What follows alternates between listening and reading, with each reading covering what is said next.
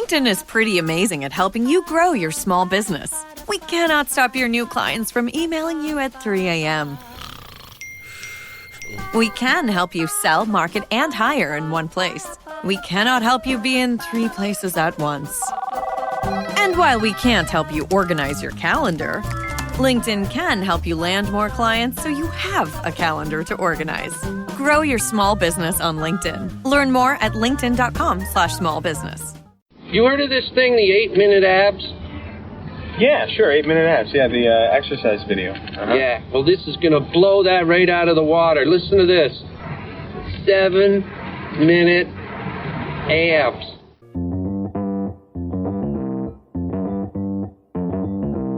Live from Joe's mom's basement, it's the Stacking Benjamin Show.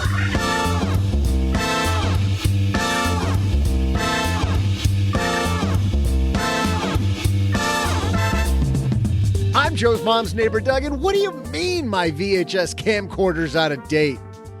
Yeah, all right. I guess it's time for me to finally get into this big new CD and Blu-ray fad everybody's talking about.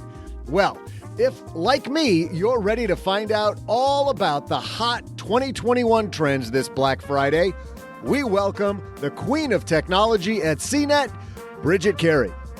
Plus, in our headline segment, the Theranos trial is showing just how bad people's due diligence is when investing. What should you think about before plopping your money on the next hot stock? We'll share today, and then sail on over to my trivia segment. And now, 2 guys who still have yet to evolve those opposable thumbs. It's Joe and O-J-J-J-J-G.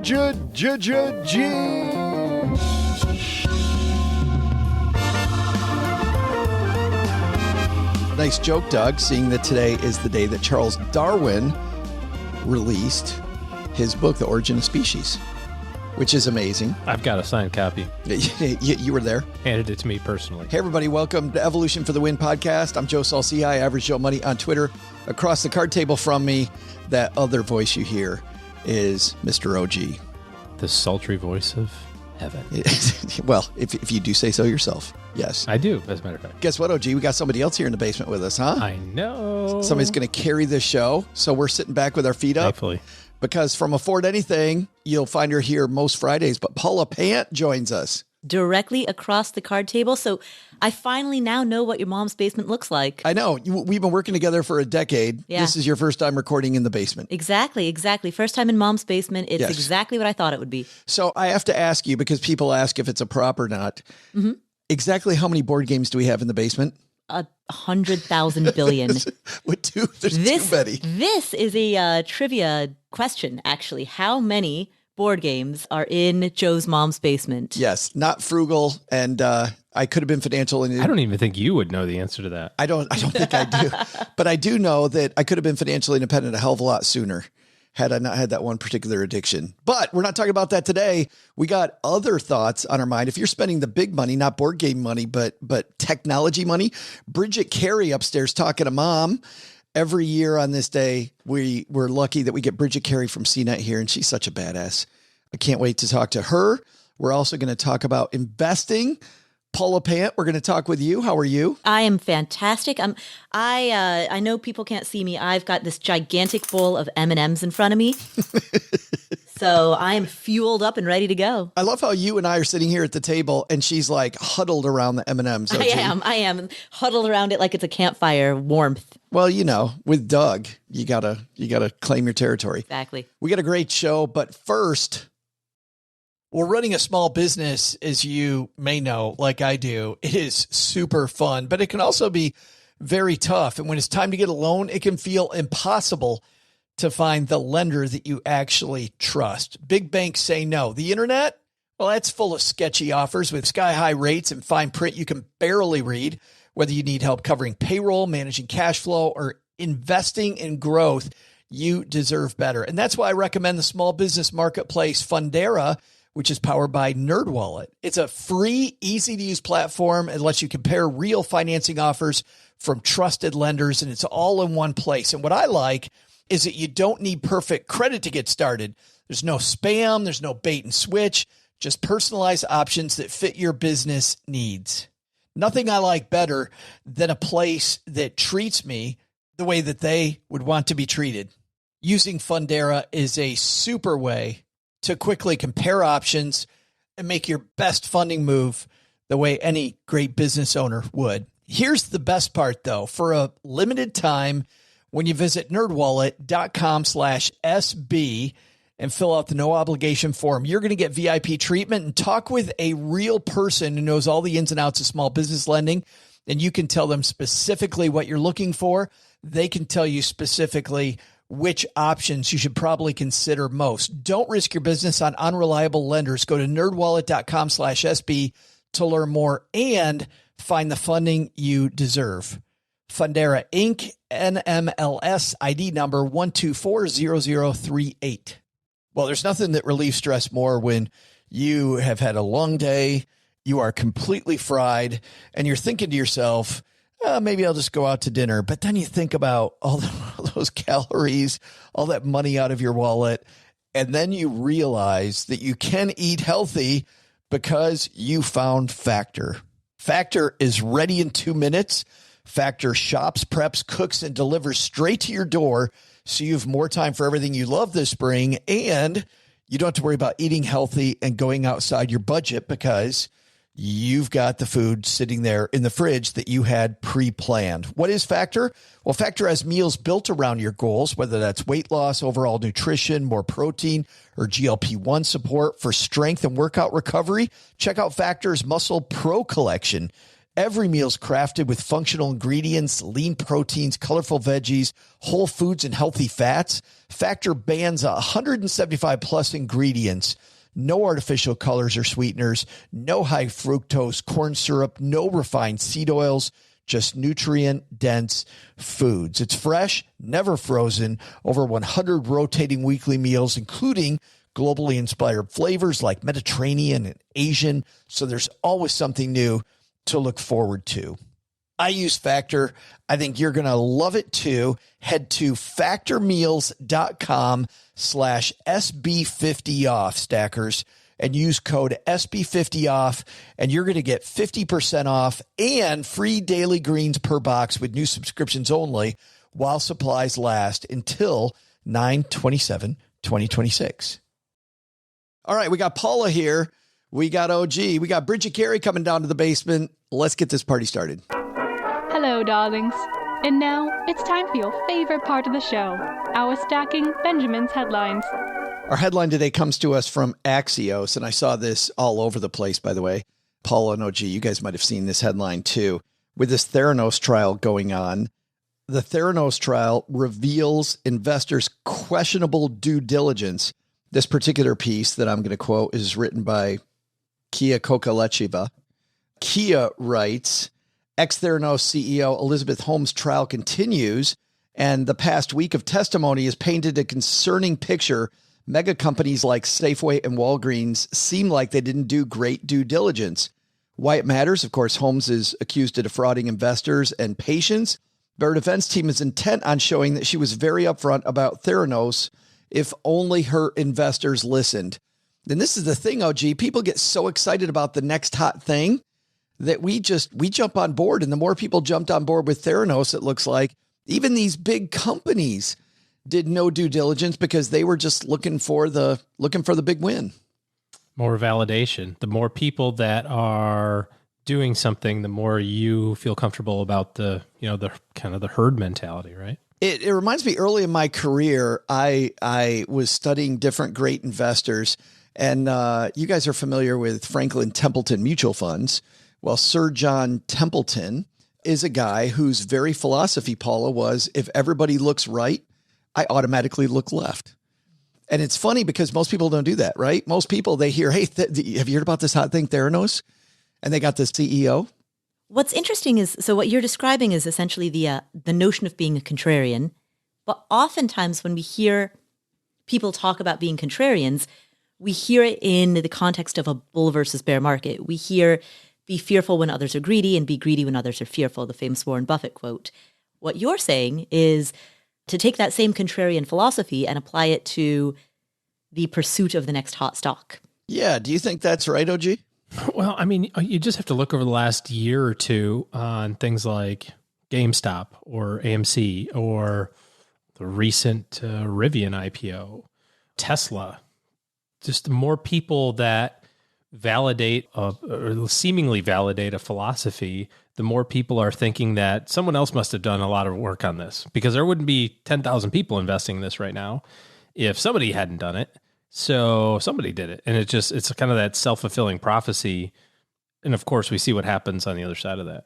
Well, sometimes, I mean, you look at Tesla stock continues to just roar. Well, not this whole year, though. No, good point. Yeah. I mean, it was at 900 and then it went down to like almost 500. Yeah. And now back to 1,000. So it's just proven to be super volatile for sure. But, it's just kind of one of those funky things. Like when you're evaluating individual companies or investment ideas, whether it's real estate or stocks or whatever, and you recognize that people buy shares of a company in order to profit or share in the profits, right? That's the whole idea of ownership of equities. And then you look and you say, well, this company has no profits. Like, what are we sharing in, Well, and that's a question when it comes to doing due diligence, obviously, and I'm not going to really, I don't care about these companies doing due diligence or not with Theranos, but it also led me to this bigger picture of what type of due diligence do you guys do? If you're going to add a stock to your portfolio, Paula, what's a piece of due diligence you do? I would look for example, I'll look at the PE ratio. I will have. Can you explain what that is for people that have no idea what we're talking about? Oh yeah, so price to earnings. Yes. PE ratio is price to earnings, the price of that share, and look at the price of that share in relation to the earnings of the company that it would pay out. Yes. Yeah. Yeah. And you see then how risky that the stock is. So you're looking for companies then that are less risky or more risky, or is that just a measure that you're comparing against? I mean, what are you comparing it against? So broadly speaking, various industries have kind of norms or averages. So broadly speaking, in certain sectors like the tech sector, it's common to have higher PE ratios than in, let's say, the utility sector or the healthcare sector. So oftentimes I will look for what's the norm in that particular sector and how does it compare. The other thing you could do is look at some of its competitors. So you could look at, for example, Pfizer versus Moderna versus AstraZeneca and see how each of their respective PEs compare to one another. It's looking for the one that's the lowest PE, so the least risky, or are you just looking at it as one data point? One data point, because sometimes if the PE is higher, it may or may not mean that investors feel as though a higher PE is justified based on the anticipation of accelerated future growth. I like a few of those things, OG, that Paul is talking about, just to get to know a company. I like it as a data point because I feel like the more I know the heartbeat of the company, at least a little bit, the more comfortable I am with what this company is going to do in the future. But also, when it comes to tech as an example, PE is something I don't really look at that much because the PEs are so astronomically high, Paula, that I don't really care. But if it's a utility company or a railroad, right? PE ratio, I think, really, really, really matters. OG, does PE ratio figure into your individual stock picks? I mean, do you want me to be super honest, or do you want the company answer here? You're talking about your Sandbox account here, so I bet it's much. Your Sandbox account, I'm betting, is much more like a casino. Dart at a dartboard, 100%. I mean, I think that there's something to be said for, we were talking about the concept of momentum, right? And yes, there is some scientific evidence to suggest that momentum is a real thing. But you have to recognize it for what it is. If you're trying to make investments based on the swings of a particular stock or a sector or something like that, you got to guess right. You have to be lucky. It's not about being successful in terms of, buy and hold or whatever. Like if you're trying to trade on momentum, then you're just making it up. You're just trying to hopefully get it right. And sometimes you're right and sometimes you're wrong. But I don't know why you would invest in a company that doesn't have earnings, because you wouldn't do it if your brother-in-law owned a Krispy Kreme, right? You wouldn't say, hey, let me buy into this. And he goes, well, just before you do that, let me tell you that we don't make any profits. Like you You wouldn't. Well, that's do funny. That. That's what kept me out of Amazon for the longest time. Was Amazon was this company that was constantly, spending way more money than they brought in. But holy crap, if I gotten into Amazon in the early days, instead of being contrarian on that one, I would have been. But how many companies existed like that over that period of time? That were unsuccessfully unprofitable for years and years and years, and then went to nothing. Yes, you've got some survivorship bias there that you're looking back with all of the facts, thinking that you would make decisions when you only had a little bit of the facts in advance, and that's really not how it would have been. Now, could you have picked Amazon out of the lot and said, "I'm going to put $1,000 in this company because I think that people are going to continue"? I mean, you have to remember now you get everything on Amazon, but before it was just books. Yeah, right. Like I guess people are going to buy books online, so I should buy some stuff with that, buy some stock. But you would have had to have a lot of faith in the organization and the leadership and that sort of thing. But if you're going to throw darts like that, you're probably going to miss also on some. That's true. Yeah, I would have hit on Amazon. I would have lost on a bunch of others. A key metric that I like, we asked Paula for one I like is free cash flow. I like money. I like companies that have a lot of free cash flow because it allows them to be nimble. I like companies with low or no debt because if companies, and isn't it funny how much this applies to us as people?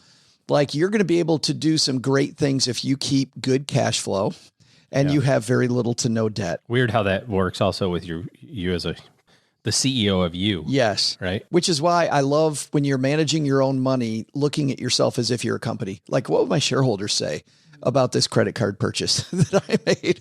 Would the shareholders like this or not? Shareholders would probably say no, that's a bad idea. But shareholders in OG Inc. would have voted for a new CEO many times over. I also like looking at the last few years of revenues, and I like seeing revenues that are going up. And generally, if I'm looking for growth, I want revenue growing at least a 20% rate.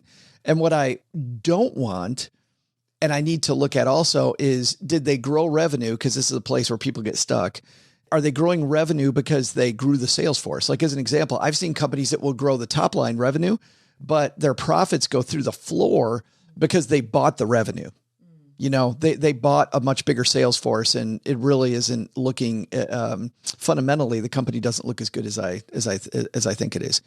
But you know what? No matter what you use, I like this idea, OG, of an investment policy statement, because I feel like with Theranos here, if Walgreens or Safeway had been investing in Theranos using an investment policy statement versus the hype around Elizabeth Holmes, they maybe wouldn't have even invested in that company. Can you talk for a minute, OG? Because let's go away from your sandbox account to professional money management and the bulk of how you manage your money. I manage my money. I'll bet the way Paula manages her money. An investment policy statement. Tell me how that works. Well, what you're trying to do is decide in advance how you're going to behave when things go different ways. Sometimes when things go better than you'd hoped, and sometimes things go not as great as you'd hoped. And you're trying to decide in advance while you can kind of sort of lay everything out on the table and there's no stress, so that you have a roadmap to follow. I mean, very simply, you're looking at how much money do I have today? How much money do I need in the future? And what is my investing going to look like between now and then? So I've got $200,000 now. I need to get to $2 million. I'm going to save $1,000 a month, or I'm going to invest $1,000 a month. How do I need the money to look today?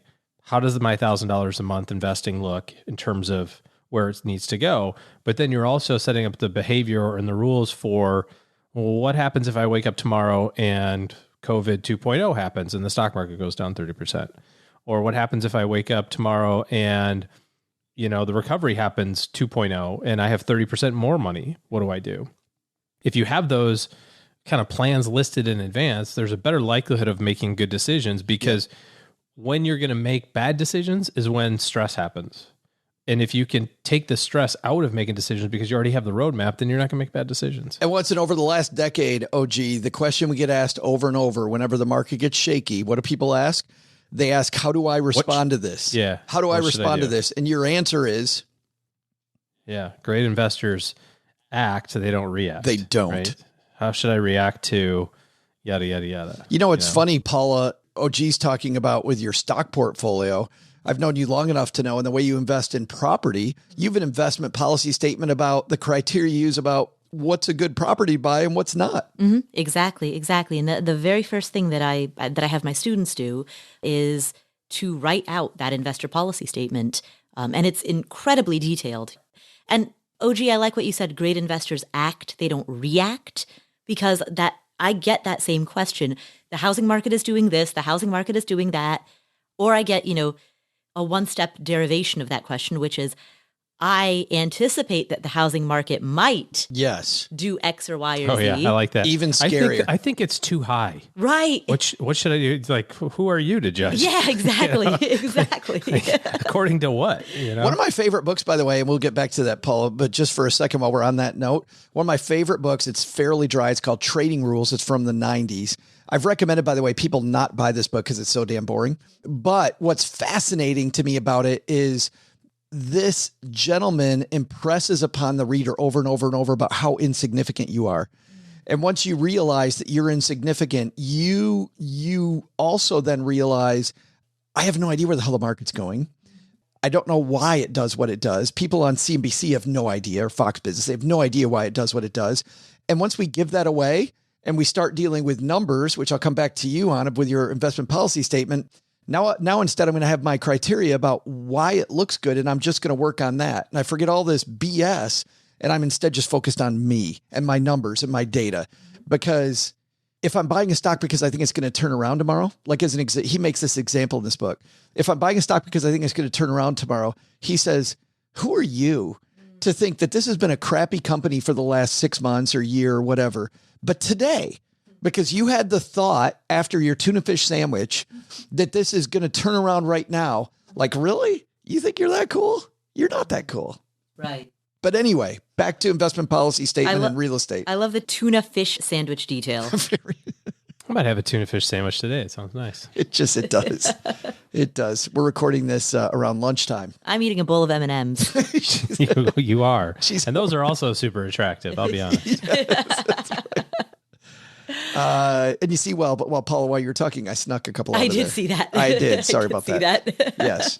Anyway, but you have an investment policy statement with real estate. Yes, exactly. Where in advance you decide how many units you want. You decide if you want multi-units or single-family homes.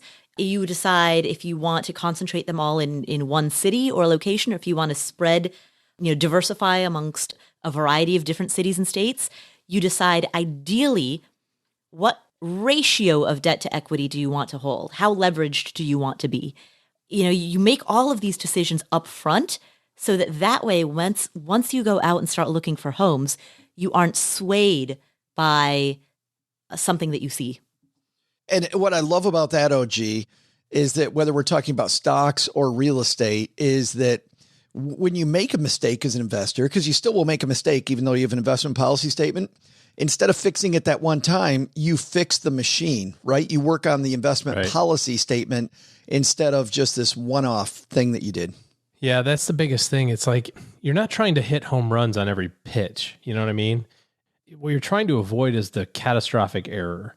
And if you can avoid the catastrophic error of, take most recently selling your positions, selling all your stocks last March during COVID, and then waiting around and going, well, I think this is going to, like Paula said, I think that, this is going to happen. It's like, well, that's not what actually happened. The one of the Warren Buffett phrases that I like the most is the market will remain ridiculous longer than you can remain solvent. And so you can have an investing thesis of like, I think everything's going to crash to zero, or I think everything's going to go up 1,000,000%. But if you don't have the time and you don't have the discipline between now and then, it can still be wrong for an extended period of time before you end up being right. So it's important to have the rules of the road so that you don't make that catastrophic error. Love that. And it takes the guesswork out. You won't get caught up like these companies did in a Theranos level mistake, because that's a big mistake. I'll link to this piece on our show notes page at stackingbenjamins.com. Also, in our guide to the show, The Stacker, we're also going to have a lot more links that will help you figure out how to set up your own investment policy statement. So if you want to get started on that, great thing to do here holiday week. We'll get rolling on that. Look at who we got here. Doug walking down the stairs. Okay, he's going to muscle me away from the microphone here. Doug's got our trivia segment. Before I hand this over, right after Doug's trivia, Bridget Carey coming down to the basement. Bridget is the host of CNET Update. She has been kind enough to help us with this technology show, Paula, the last, I think it's 7 years. She's been doing this with us. Bridget is always so fun to talk to. And if anybody knows the hot tech trends for your home, whether it's fitness, entertainment systems, home security, appliances, we're going to talk about all of them, all the hot tech. Bridget Carey coming down to the basement. But first, all right, Doug. Hey there, Stackers. I'm Joe's mom's neighbor, Doug. And just like this show has evolved over time, the father of the theory of evolution, Charles Darwin, released his work, The Origin of Species, on today's date way back in 1859. Darwin's big aha moment happened on the Galapagos Island during a 5-year voyage around the world on a ship called the HMS Beagle. However, he held on to those ahas for a whopping 20 years before hurrying to publish his book, The Origin of Species, as we've already covered, because someone else had already come up with essentially the same idea. Darwin's journey was funded by his father, and when he arrived back in London, he was given a yearly stipend of £400. So here's your question. What was that stipend for? We'll have the answer in just a moment.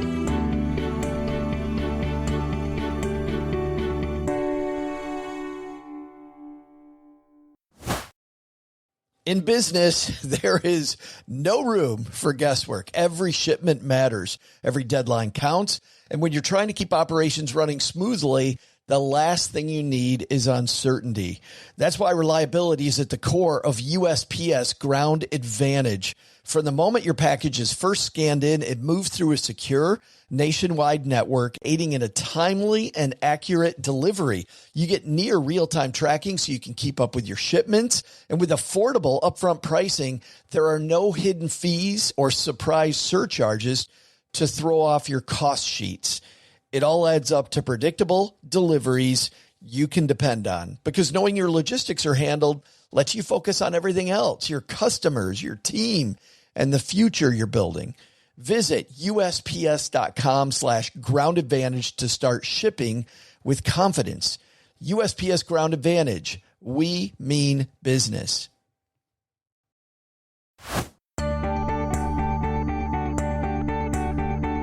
Hey there, Stackers. I'm close relative to the ape and Joe's mom's neighbor, Doug. Starting in the year 2000, Darwin was actually on the 10-pound note, but they discontinued him in 2018. Ingrates! Not that he knows, though, because Darwin evolved into plant food way back in 1882.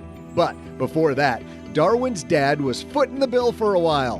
When Darwin returned from his big trip, his dad handed him 400 pounds, the same amount he'd given him every year. What was the stipend for? The answer? It was his allowance. It was basically for doing nothing. He was going to get it anyways. And while 400 pounds a year doesn't sound like much in today's dollar, that's the equivalent of about $64,000 a year. That's a heck of a. Hey, Joe, we gotta talk, man.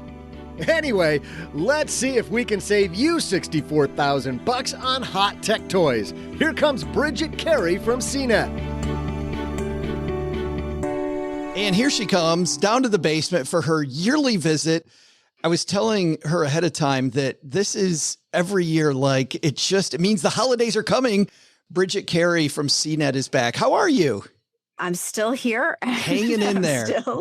Oh, man, what a wild journey it's been to think another year has gone by. But it has been definitely an interesting 2021 so far. But I worry about you, Bridget. I really do, because I follow you on your social media channels and you've taken up skateboarding and you're making TikTok videos. Who the hell are you? Who are you?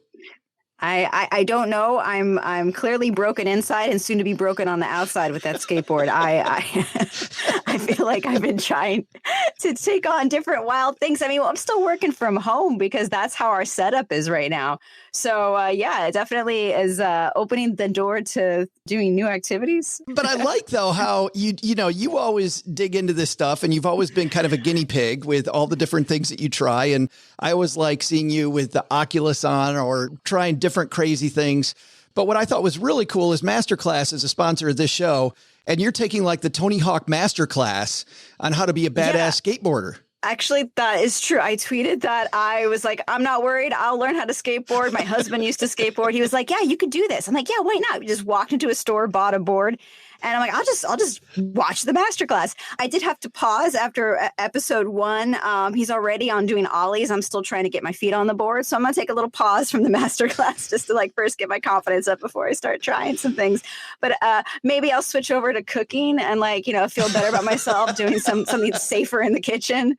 But I love the masterclass. I actually was recommending it for a gift because it's one of those things where it's a subscription service you can easily gift. And it has so many wonky, crazy things on there, like learning magic and learning from all these, famous celebrities on what they do. It's kind of interesting. You just got to come back and do our sponsor eats for us. Masterclass thanks you, but we're not here. This was not planned. I honestly was doing this.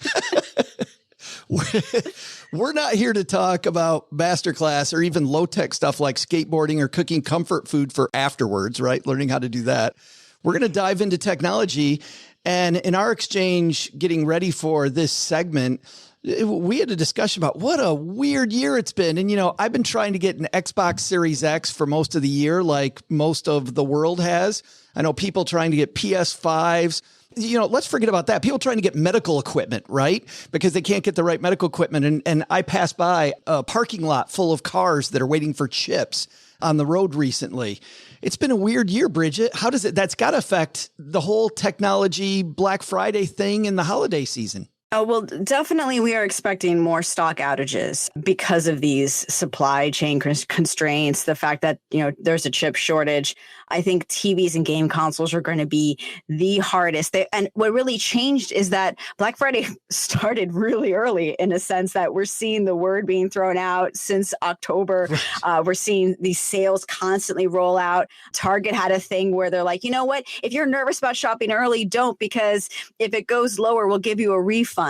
So these stores are encouraging shoppers to shop early. And I feel like we all have to think of Cyber Monday and the whole Black Friday weekend, not as the start of the shopping season, but more like, do you have your act together yet? Because you really need to have it all together. If you're waiting to pull the trigger on something, don't wait past Cyber Monday, because at this point, it's not going to go lower. You might have issues with getting that thing you really want. But when we always talk about what are the big tech items that you have to get on Black Friday, it's always been TVs. It's always the hot thing. Yeah, that's always like the trample video, right? The sad trample video every Black Friday is about TVs. I feel like, yes, you're still going to see sales on TVs, but pricing right now on TVs is the highest it's been since 2012. Oh. And that's because of what we were talking about with the shortages. Holiday pricing, analysts are saying, are likely to be about $100 more above normal for televisions. Last year, if you look at your average prices of televisions, and that includes the really small TVs, you're looking at about $360 was the average price this time of year for a TV. And now it's about $500 is what the NPD group is forecasting. What's interesting is also that whole twist of like everyone watching more at home, sales of the really high-end TVs are doing bonkers. I mean, anything that's over $1,500, selling more than ever before. People want these 75-inch or larger models. That's the most popular. Right now, everyone wants to have that movie experience at home. Yeah. I bought my largest ever TV last year because I'm like, hey, if we're going to be watching movies like this, I'm going to do it nice. And so expect to see a lot offered. I'm also hearing some good news, though. Don't worry about that really large TV necessarily being hard to get if you're flexible on the manufacturer. It's just something this can take a little while. I know when I bought my TV last year, it was like 3-week waiting period. This seems to be like a extension of like the home remodel that we saw last year, right? Everybody wanted to remodel their home. It was hard as hell to get a contractor. You couldn't do any of that work because if we're staying at home, we might as well make it pretty. What you're saying is that's completely gone into tech now. Yeah, and I would say one of CNET's like favorite high-end models is this LG C1 OLED. I got last year's model, so I didn't get the C1. I got the CX. It's 65 inches. There is some good news. That's actually selling cheaper, the new model, than last year's model by $100. So not that much. In total, it's about $1,800. But that said, not everything is that much more. It's just, gosh, it already started at a high price. So there's some hope out there if you wanted to really deck yourself out with the best. But we're also recommending this TCL 6 series as the best for what money can buy. And it's only $1,000 and it's the same size, 65 inches. Nice. And it's not the lowest price it's ever been. So it was a little cheaper last year, but it's $1,000. But is this the year to wait on the LG or the TCL? Are these prices going to come back down, do you think? Or is it inflation and now, we're going to get used to paying $100, $150 more for the TV, so it's going to stick here? I think this chip shortage isn't going to be fixed in time for the Super Bowl even, So if you're like wondering, some people will go, Super Bowl TV sales. I think if you want to pull that trigger, you might as well just pull the trigger for Cyber Monday and Black Friday. It's not going to get lower than that. It might take over a year. It might be next holiday when things get better. And if you're watching more movies, I mean, you got HBO and Disney Plus coming out with all the big movies. For me, I'm like, you know what? It was worth it for me because I have little kids and we're not going to the theaters much. So, it all depends on where it's worth it for you. What about audio? We talk about the surround sound stuff, smart speakers a few years ago, maybe even going a little too far, doing stuff that we really didn't need. What's going on in audio? I think this is a year where people are really looking to, like you said, upgrade their homes a little bit. Maybe if you weren't into smart speakers and smart displays, now is the year you're kind of into it. We're recommending the Google Nest Hub. It's their latest, their second generation, as a solid smart display. We've seen it for about $70 at Walmart. It normally goes for about $100. And what I like about it is that you don't need to have a smart display. These little screens that have cameras, like this one has no camera. I'm all about no need extra cameras in the house. Thank you very much. Agreed, right. But also, you don't have to go all the way with something that can play YouTube videos in the kitchen. You can go with something that Lenovo makes. It's the Smart Clock 2. It's this wireless charging dock. You put it by your bed, like a little bedside clock companion, tells you the weather, plays music, and you can wirelessly charge your phone on the side because so many phones now have that ability to just lay on a surface and charge. That's like a little 4-inch touchscreen. And Apple, they have their HomePod Mini. It now comes in colors. I think this is going to be a big one this year for people who already have a lot of iPhones and they're in the Apple ecosystem. It's on my wish list, at least, because I kind of feel a little better with Apple than I do with, Amazon, because I don't have a lot of Amazon products already. So it depends on what do you already have in your home? Where do you want to, kind of expand that whole, ability to play music from anywhere in the house? And then there's also just people wanting to get out of the house. There's the JBL Clip and also the JBL Go. This is a small portable Bluetooth speaker. We have our reviewers saying that JBL Clip and JBL Go are the best when it comes to these small speakers. I love them. For you just hook them on a backpack, take them wherever. There's also the idea that you can get maybe a power bank for someone. So since we're going outside and doing more, like you can, get a magnetic power bank for an iPhone. It's like about $50. So I think it's about upgrading audio differently. If you don't want to go for that TV, they now have these sound bars that come with Roku inside of them. So you can amp the audio at least on your television at home, and it comes with the ability to stream. So that's upgrading maybe a TV that doesn't already have that ability. So there's ways to get creative out there. That's a great idea. We did that with an old TV in the last 12 months. We upgraded it, and it gave us a TV, but was headed for maybe a Goodwill shop. It gave it a whole new second life, and now I feel like it's amazing. That's cool. But you talked about phones. Fisher Price out with a badass new phone. Oh. Okay, so what for anyone for your listeners who who going, what is he talking about? I review a lot of quirky products that sometimes are in the tech toy space. And so Mattel, the folks behind Fisher-Price, reach out and they're like, hey, we got a brand new phone.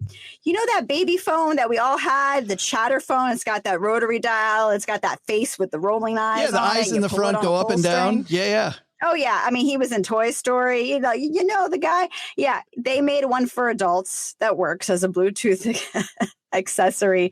So you could have this little friendly face with his little rotary dial that works. You can just call him up and, just makes, working from home less lonely. Actually, it's a real thing sold at Best Buy for $60 because they're being quirky. And I think a lot of quirky gifts like this are kind of what people are aiming for. So I did a whole review on it. It's a good product. It just sold out so quickly and they keep having more come out in batches. That's one of these annoying things too. Like when you find something fun this year, you have to keep hounding these websites because they keep selling things in small batches to combat bots who are just buying up all this product very fast. Oh, yeah. So I have seen it on the Best Buy site if you want to have a quirky gift and actually buy someone a working Fisher-Price telephone. But that, along with everything else nowadays, is part of the jam of shopping this holiday season. Well, let's not just talk telephones. Let's dive into just household stuff in general. Security, appliance, tech, lighting. What are you thinking? Oh, well, I think it's a year to get creative with lights for sure, especially for anyone who's still kind of doing remote work even now and again. Philips Hue lights, I feel, is a hard one to gift everybody. But if you know the person you're giving it to, it's so cool how they can transform a space. Like you could just change your mood from a work mode to a relaxing home mode in a press of a button on your app. It goes from like cool reading lights to maybe something a little warmer, more relaxing. And I love it to kind of switch your brain, especially in a small space. And they also have these Hue lights that you put behind your television and the whole room kind of starts matching the vibe of the colors of the movie you're watching. Or if you know someone who's into video games, they will love it because then the room can just get like all red when they're in a battle scene and it flashes when there's shots fired. And, it just really kind of brings a whole new vibe to a bedroom or apartment. So I think these kinds of things are not typical things you gift other people, but I always love fun thinking outside the box. I've had that Hue system in my cart for 6 months. And as you know, it isn't cheap, Bridget. And so I think I'm like, I know I will love this thing. And I don't know, maybe you just push me over the edge because it just speaks to me. Start small. You can get the light bulb, see if it's like your jam, but before going out, because like Philips is pretty expensive. There are a lot of alternatives. I can't spit them out on the top of my head, but we have reviewed a bunch of them at CNET. So if you're kind of like going, well, is there something that's a little cheaper? There are other ones out there. They just have some pros and cons. Man, it sure seems like watching your reviews of that on CNET, though, that the functionality of the Philips one is just so much better. Like if I'm going to do it, that's probably what I'm going to do. I don't have a lot of patience, right? I don't have a lot of patience to like learn 5 different systems. I just want it to work fast. And I've been using Hue in my studio when I'm filming. So it's been working out pretty good for me. I don't have to think too hard. And therefore, if it's safe for me, then I'm like, all right. Bridget tested. Easier than a skateboard. That's what she's going to say. Speaking of skateboard, on to fitness. I got this new Garmin watch. It's been a game changer. It tracks everything, my heart rate, my steps. It gave me an achievement when I didn't work out for 3 days called Well Rested, which was my watch smack talking me, Bridget, because I wasn't working out. But I know Peloton has had a few bumps in the road. At least their stocks has. I've seen things about Michael Phelps with the Nordic track competitor. I've seen those commercials on there. I know I watched, and I thought this was kind of hilarious, a woman on a rowing machine right next to a river. I'm like, why are you using a rowing machine when you got the river right there next to you? I don't understand that marketing, but tell me about fitness this year, because it seems like along with all this staying at home stuff, everybody's bringing the gym home. We saw this just explode last year. And now you're seeing more competitors really amp up their game and get in on Peloton's area. Pardon me, but I've even seen a kid version of a Peloton. It's called the Pelican. And so if you want to be like mommy and daddy, they have a little video game screen where you're really biking. If you're like, 8 years old, it's adorable. But okay, for the grown-ups, yes, there's a lot more out there. And I feel like you don't need to spend everything on a whole complete system. I mean, they're sweet. Trust me. There's this rowing machine out there I've been eyeballing that puts you in a competitor game with other people and you can kind of be live rowing with the teacher. But some of these things get really pricey and they don't work unless you get their version of a subscription. I like these machines that have an attachment for a tablet, and you can go get your own subscription service and maybe turn off the subscription if you're having a month where you're not really working out. You don't feel locked into something that you're paying all the time. Because let's be honest, we're really into fitness sometimes, and then we get really busy or we go on vacation and we don't want to pay all the time. Yeah. Look for gifting maybe these services that give people a little more freedom. I mean, Apple's got their own. It depends if that person's into Apple already, where they're doing rowing and all these other activities. There's one called Aptiv, spelled like app, AAPTIV. It's weird. They have over 4,000 workouts, outdoor workouts, indoor yoga, strength training, and you can gift it for just $50 for the year. So you can pair these things with any machine out there. But yes, I have seen better services come out from places like Nordic Track if you want that all-in-one encompassing system. Okay, Ann, I've waited long enough. Let's talk about the game systems. First of all, I feel like because of the fact these things are so hard to get, that when you can get them, whether it's through GameStop or another place, maybe Best Buy, you actually listed on your Twitter feed about Best Buy. I saw recently at GameStop, if you were lucky enough to get one through GameStop recently, you had to get one that also included Ultimate Game Pass, right? So it gets marked up whether you want it marked up or not. Best Buy has had a deal that you've shown a spotlight on where you had to pay an extra $200 to get some service contract that came with if you wanted to buy it. When do we quit being held hostage, and when do you think that the family can get the new game system? It's scuzzy. I don't like it. Every retailer has this hey, if you really want to cut the line and get it before everyone else, join our membership. I mean, the one you mentioned with Best Buy, it's called their Total Tech program. They were saying, members, you get to order the PlayStation 5, if you pay $200 a year for Total Tech. What does Total Tech do? It gives you product protection, free delivery, some installation, and an extended window to return items. That is wild to me. There are other ones doing this too. Walmart Plus. If you're a member of Walmart Plus, you have early access to some Black Friday deals, and that's $100 a year or $15 a month and a 15-day free trial. So maybe you could just sign up if you're really hunting for one, and that's worth a shot to you. GameStop, though, they have their Power Rewards you mentioned too. But it's cheaper. It's $15 a year. That gets you to cut the line for 1 hour before everyone else. So I hope you're not busy for that 1 hour. And PlayStation Direct, if you just want to buy directly from Sony to get that sweet PS5, they do have some store drops. You don't need a membership. It's usually around 2 p.m. Pacific, 5 p.m. Eastern in the middle of the week, like Tuesday, Wednesday, Thursday. Otherwise, people are just feeling like, well, do I need a membership or can I just pay $200 more on eBay? Because that's another place to get it.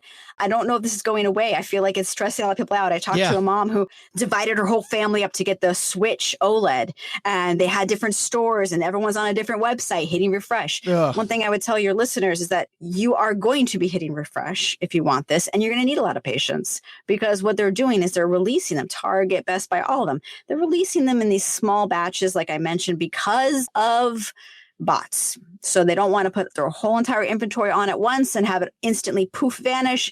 They're kind of putting it in batches. And you may even have luck. You go to a store and you go, hey, I want one. They're like, hey, sorry, you got to go online like everyone else. But sometimes they go, oh, I can maybe help buy one for you right now through our experience inside. Oh. And I've seen people go, can you pick one up from the store, 20 miles down, because that one's available, and so I've seen that work out for people. You have to be patient and creative, but it is not fun right now. And I would say, don't expect some special sale to be a great day. I think if you grab one, you just grab it and go, because and also another tip, be signed up ahead of time on these websites like Best Buy and Target. Have your username, your account already logged in, because minutes matter, because it could be in your cart 1 minute and gone the next.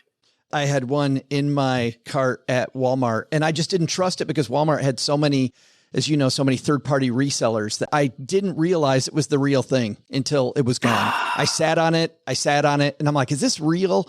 I think this is a scam. It certainly looks like a scam, and it was real, and I missed out. But what is your team hearing about? When is this, or are you hearing anything, Bridget, about when this shortage goes away? Is this just the year we say, you know what, next year maybe we do this? I don't think the shortage is going away for the first quarter of next year even, I think for a little while, at least until next year. But you could not be so glum about maybe not getting that perfect edition that you wanted. Like people are trying to get a white version of the Switch OLED. Come on, give me a break. Don't be so picky. Right. There or are the other Halo. versions of the Xbox. Yeah. There are other versions of the Xbox that are good for some gamers, but it doesn't have all the bells and whistles, right? You can also think differently about giving someone a new type of gaming experience. Like you can turn your phone into a game controller with these cases that give you the game buttons.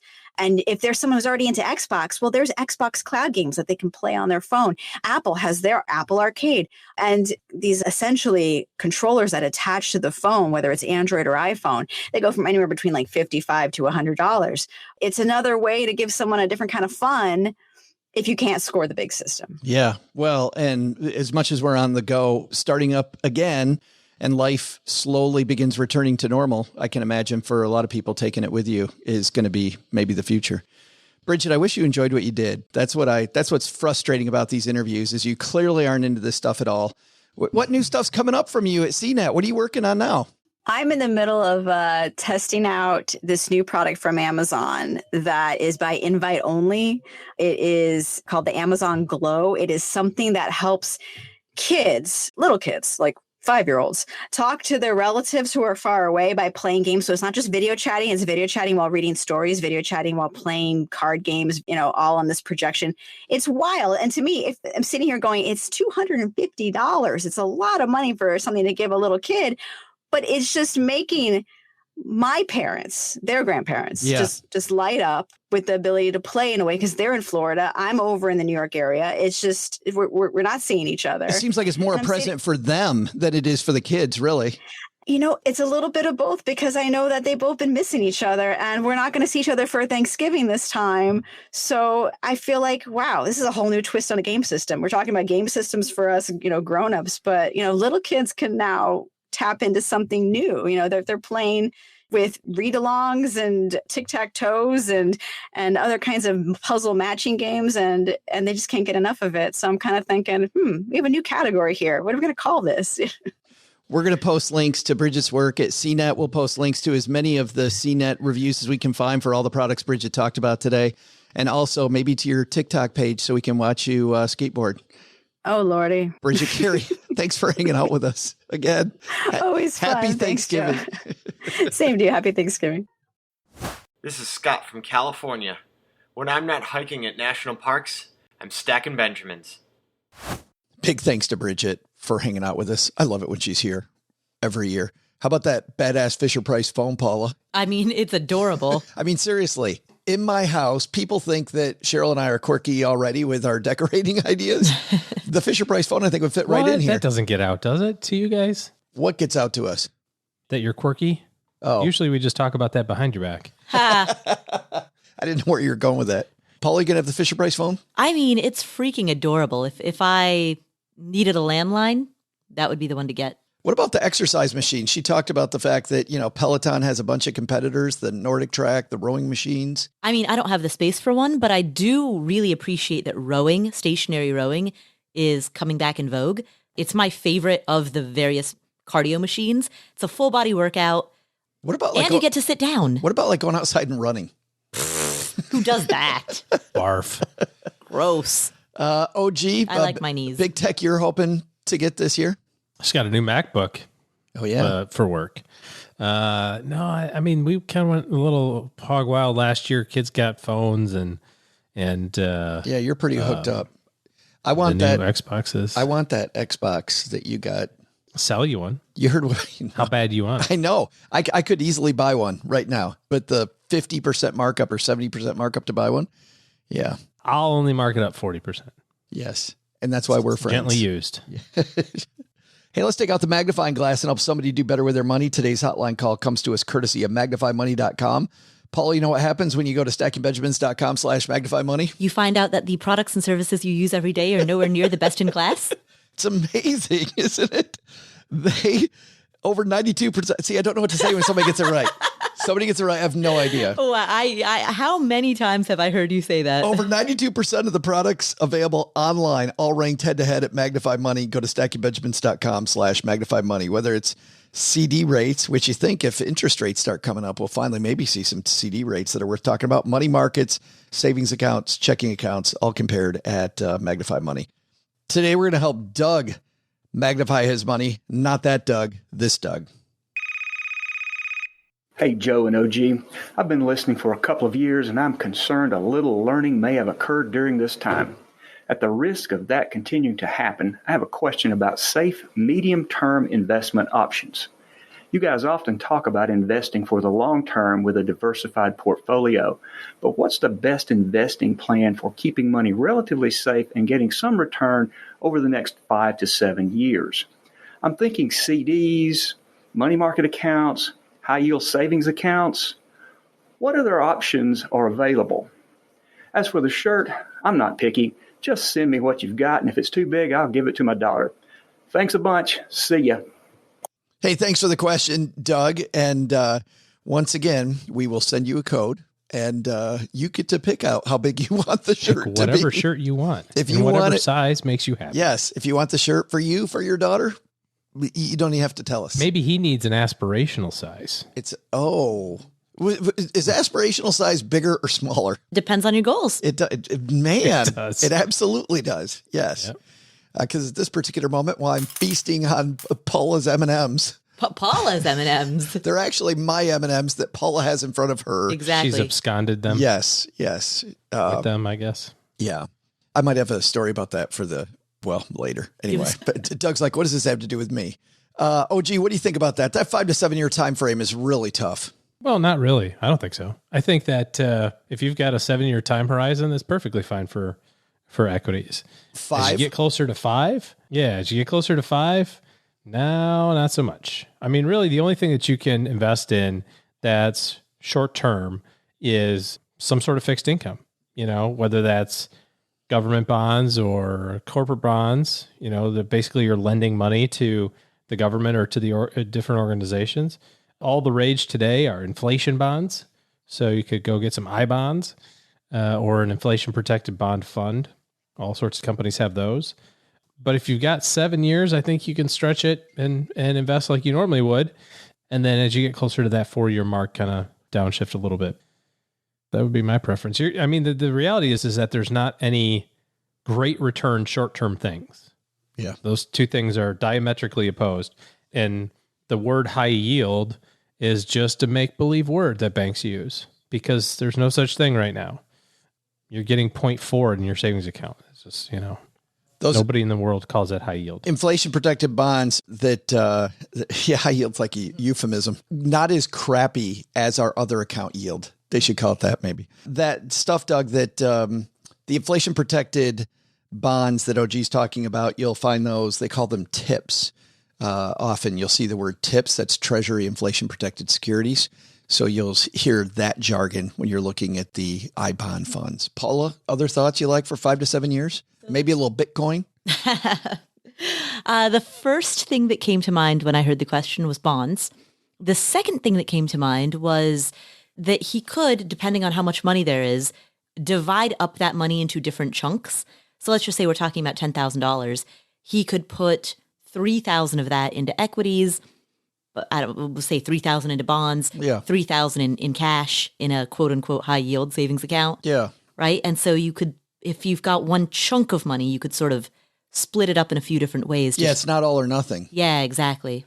Is this a place, OG, where maybe a balanced fund, we hear about these balanced funds as stocks and bonds, that might be a nice fit? Well, is balanced fund not just what Paula just said? It is, but you get to buy it one time. Instead of splitting it up, you just buy one thing and it's stocks and bonds. Yeah. I would also look at this as another lesson in the importance of having equities in your portfolio for a very long time, because, let's kind of turn this around and say that you're not with a 5 or 7 year time horizon, or maybe that's what you think you have because you're 55 and you think you might retire at 62. And you say, well, I got to be conservative. Or you are retired and you say, now I need to be conservative. I need to put my money in this short-term stuff because I'm retired. If you have $1 million in the bank, like in the bank, you're going to get $4,000 or $5,000 a year of interest. If that same $1 million is sitting in your S&P 500 fund, you're going to get $18,000 of dividends plus appreciation. Now there's a trade-off, right? There's volatility and all that sort of stuff. But if you think about your retirement and you think about this kind of time horizon as, this 30-year path, just all you have to do is look back 30 years ago to see what was the stock market at 30 years ago. And what did that person have to do over that 30-year period in order to get all those results? And the answer is nothing. Just hang out. So Doug, OG's recommending you go back 30 years and build go a back mountain. 30 years and redo it again. No, I'm just saying Work off the dividends we get of that. wrapped up. No, I'm just saying we get wrapped up in these time horizons that are sometimes artificial. If you've got a project, let's say, for example, I've got college, I've got a freshman in high school. I'm pretty certain he's going to go to school in 4 years to college. Time horizon checks. If you're a retiree or somebody who is thinking about retiring, you're like, oh, I'm 55, I've got 7 years. No, you have 45 years. You need one of your years of money in 7 years from now, which means one small percentage of your money needs to be for 7 years. And the rest of it needs to be for 45 years. Keep going toward those later years. When he was talking, that was also a question I had, is the likelihood that he will need the money at X date, because he didn't define exactly what this is for. But if that date's movable and he's okay with the additional risk that he would take with equities, so it could be 7 years away, then I'm with OG, as long as he's not disappointed that if we have a downturn between now and then. This reminds me of the quote from J.L. Collins where he says, flexibility is the only true security. And so let's say, hypothetically, that this goal in 5 to 7 years is that he wants to buy a home at that time, or he wants to use it to buy a second home or something like that. If that is a movable goal, meaning, if things work out well, he'll buy a home in 5 to 7 years. If things don't, he'll continue to rent until the market improves. If that's a movable goal, then you may as well take the risk. Then great. Absolutely do it. But if it's college, to OG's point, you probably need a balanced portfolio. Yeah, great question, Doug. Thanks for the question. If you've got a question for us and also want to brag about what size t-shirt you wear, head to stackingbenjamins.com/voicemail. And, if you're brave enough, like Doug was, to ask us a question, we will give you a code for some swag. What a nice trade-off that is. And Doug, congratulations on learning something. That's awesome. I think that's going to do it for today, guys. We have so many people to thank. If this is your first time here joining us, welcome to the party. And this is a great time to hit subscribe or follow wherever you follow us or are subscribing to us. If you want to hear a longer version of my discussion with Bridget Carey, we have a YouTube channel, a small YouTube channel, but we have an extended play discussion with Bridget and I chatting for a little longer. Head to YouTube, put Stacking Benjamins in the search feature, and you'll find our channel and you can subscribe to that. We have longer interviews with most of our guests than we have time for here. And again, if you want to really dive into any of these topics, subscribe to the newsletter, The Stacker, stackingbenjamins.com/stacker. Paula, thanks for carrying the show. No problem. Thanks for supplying me with M&Ms. Paula, I heard a rumor that you have a podcast of your own. The rumors may be true. Shut the front door. Be true. Oh, is the front door open? No. And there's Paula. I do have a podcast. It's called Afford Anything. Oh, good name. Because you can afford anything, but not everything. That's the premise of the podcast. Oh, gee, you've quoted that a few times. I'm a bigger fan of affording everything. So afford absolutely everything. It's aspirational. I would like to afford everything. Yes. Welcome to OG's More podcast. MOAR. More. Anyway. So on the Afford Anything podcast, I talked to Mr. Money Mustache, the modern founder of the financial independence movement, or at least the modern reviver of the movement. Yeah, I kind of feel like Vicki Robin is grandma. Right. And Pete, Mr. Money Mustache's dad. Right. Exactly. Yes. Exactly. So Pete and I we recorded this conversation in person. We're in the same room, which always makes for a more vibrant conversation because, well, you know, we were like, this isn't going to be a stodgy formal interview. We're just going to hang out and hit record while we do. And drink. And drink, yes. I was trying not to bring that up.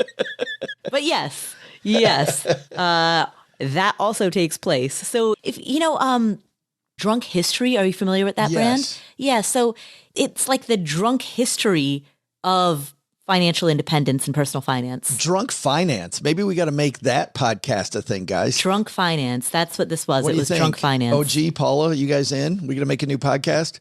I'm always open to a new idea. Yeah. One that involves drinking and podcast. I haven't drank during a roundtable, though, in a long time. Yeah. It has been almost a year. It's because of the new platform. It's just, well, there's too many moving parts. Yeah, the live show. Mm-hmm. Yeah, I think I'm really trying hard to, not that I didn't listen to you guys before. Well, I haven't listened to you guys the entire show. What's that? Did you say something? Huh? What? There's a show? Huh? Are we recording? Shut the front door. Paula, and it's called Afford Anything. It's called Afford Anything. And you talked to Mr. Money Mustache about and values. I spoke to Mr. Money Mustache while we were drinking. We talked about philosophy, values. I asked him what makes him cry. Oh. I did, yeah. Oh. Well, the fact that you're going to be leaving the basement in a little bit makes me cry. Aww. So thanks for hanging out with us in Texarkana. We had a great time. You'll also see, by the way, on our Instagram account, Paula doing her patented back bend. Back bend, is that what we call it? Back bend, yeah. Yeah, back bend over the state line, OG. She's in front of the courthouse in Texarkana where her feet are in Arkansas and her arms are in Texas. You know, there's an easier way to do that. You can just stand at both. That's what I did. That's what I did. Paul's like, you tell me now. You tell me now. Nothing is better than backbending over a state line, the equator. I've backbended over the equator. Yeah, but come on. Arkansas versus the equator. I did a backbend in the Colosseum in Rome. And it's a cool photo because it's a backbend and then you see all of the arches just spread like behind me. Paul is just one of the many arches. Exactly. I turned myself into part of the architecture. That's awesome. And you can follow Paula on social media and you'll see some of those, but you'll also see it on ours as well. All right, that's going to do it for today. Last but not least, if you're somebody looking to make better financial decisions in 2022 than you did in 2021, OG and his team are taking new clients. So head to stackingbenjamins.com/OG. That's the link to their calendar to see how they can interface with you to make those better decisions. All right, that's going to do it. Doug, you got it from here, my friend. Take it away. What should we have learned today? So what should we have learned today? First, children don't want toys for the holidays. They want tech. And now that we've heard from Bridget, so do I. Those Philip Hue light bulbs I've wanted for the last few years, they're going on the list. Second, thinking about investing? Rather than getting sucked into the next great-sounding investment like Theranos, build yourself an investment policy statement.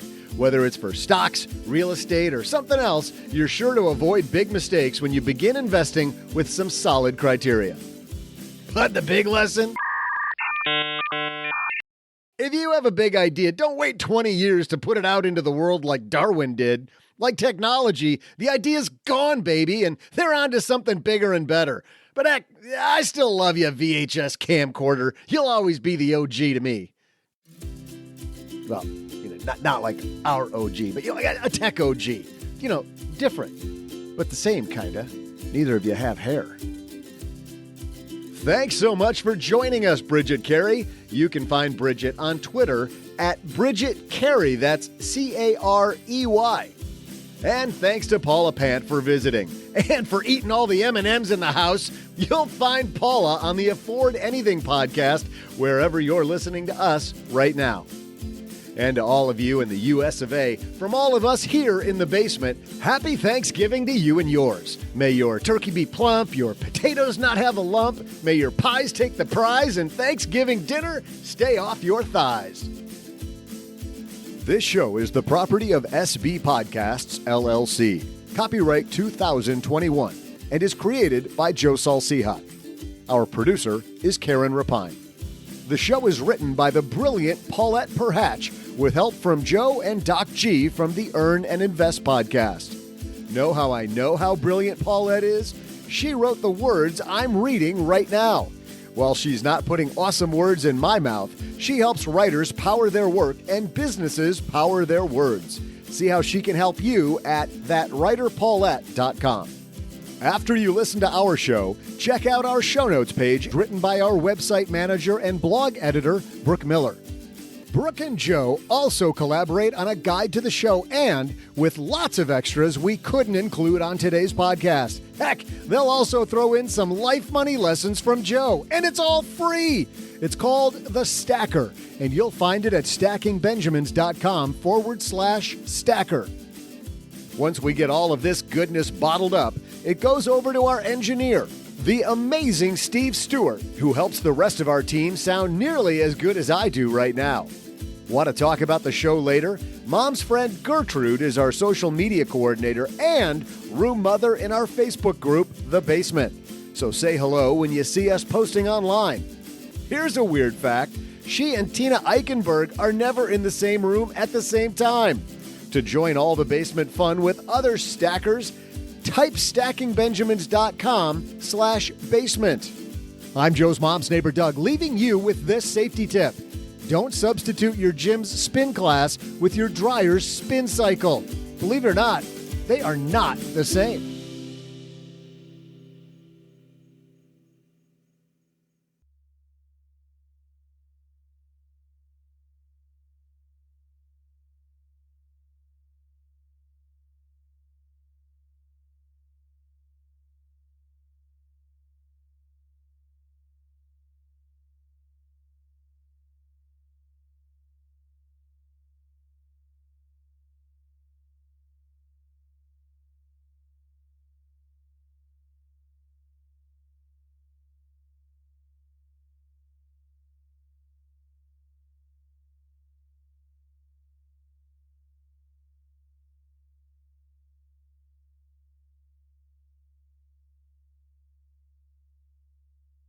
Welcome to the after show.